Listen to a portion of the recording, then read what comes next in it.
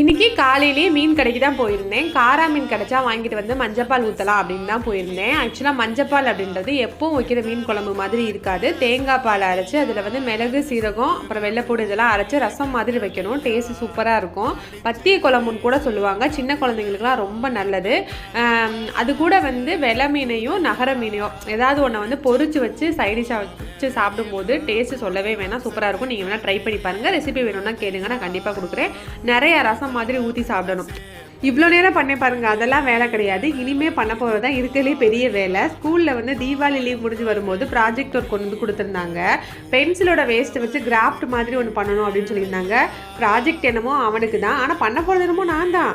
இதுக்காக 2 மணி நேரமாக உட்காந்து வேலை பார்த்துட்டு இருந்தேன். ஒரு வழியாக ஒரு பென்சிலை ஃபுல்லாக சீவி முடிச்சிட்டோம். பண்ணி முடிச்சுட்டு ஃபைனல் அவுட்புட் இந்த மாதிரி தான் இருந்துச்சு. ஓகே, ஓரளவுக்கு பரவாயில்ல, சுமாராக வந்துருச்சு. அவனும் சும்மா இருக்கல பாவம், சைடில் ஒரு ட்ரீ மாதிரி வரைஞ்சி பெயிண்ட் பண்ணிட்டு இருந்தான்.